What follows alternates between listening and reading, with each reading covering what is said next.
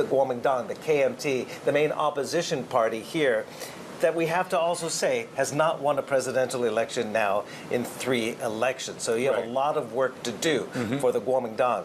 What is standing out? You've read the speech here. What has stood out to you? I think if we know President Lai Ching-te's previous positions and stance, there was no surprise in his speech. Everything was expected. But I have to give him some credit. He did mention about the Republic of China Constitution and also the constitutional institutions. Foreigners may not understand what's the differences between the two. But I want to say that he did not really raise anything that would raise the eyebrows. But he also stood very firm that Taiwan is separate from China. And he wanted equality, but he did not want to buy into any kind of a reconciliation move. So I didn't preface this interview by saying that you are a special advisor to Chairman of the KMT, Eric Chu. You're also the Director of International Affairs, and you were more recently in Washington. You were in the United States. Right. What are they telling you about how they want to see the status quo go forward? The KMT and the DPP have very different visions based on the 1992 consensus, which the DPP does not recognize. Right. 92 consensus was a tacit understanding that we do not and will not be able to resolve the political differences across the Taiwan Strait for more than 70 years anytime soon. Agreed to disagree, but there's only one China. But DPP is not saying that. Yeah, DPP was afraid that if they agree with the consensus, then the world will think that Taiwan agrees with Xi Jinping. Yeah. And that's why. So from KMT's standpoint, we want to make sure that peace and stability is in the interest of all parties, from Washington to Beijing to Tokyo to Taipei. So everyone needs to do its part to ensure peace and stability in the region.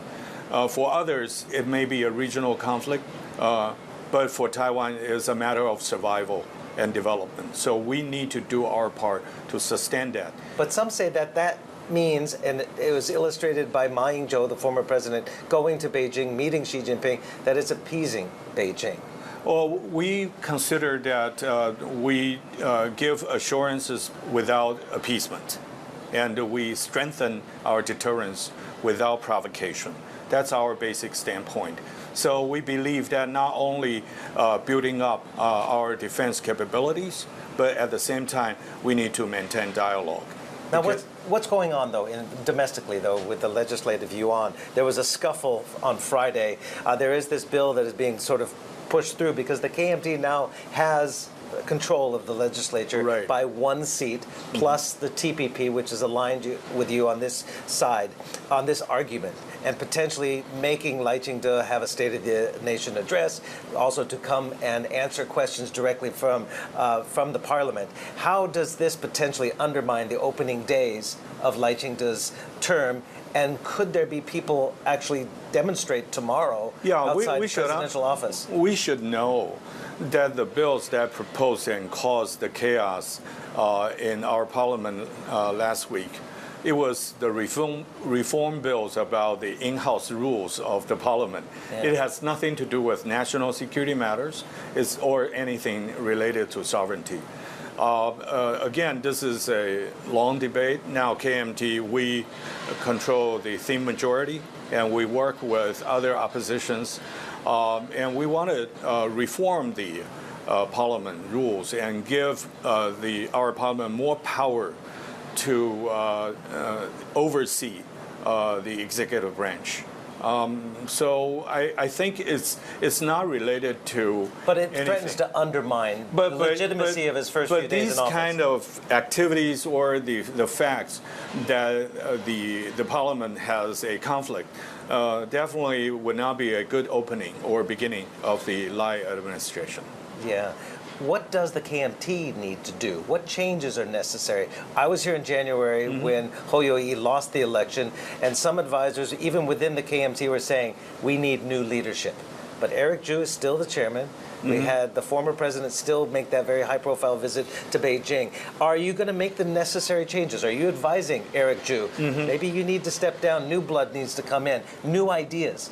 I think, since I assumed my position as the Director of International Relations, I think under Eric Chu's leadership, this party headquarters is the most reform-minded headquarters in almost 2 decades. So we are trying a lot, and you can see a lot of young legislators that are being elected. We give the young generation more chances than the old establishment.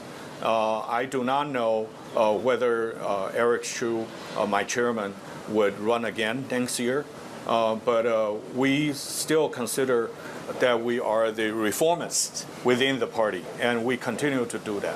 Do you firmly believe, though, that Lai Ching-te's de facto independent stance is heightening the chance of war across the strait? I think he needs to handle that, very carefully, because we need to buy time. There are a lot of time for what? To build up our deterrence capability. There are a lot of backlogged, weapon systems delivery. And we are now under a military reform that is so essential to boost Taiwan's defensive capability and capacity. We also need to work with our citizens to strengthen our civil defense capability. All these need time, and we will work with our people and to build up our defensive capability. Yeah, don't poke Beijing when you're not ready, right? Right. To be hit back.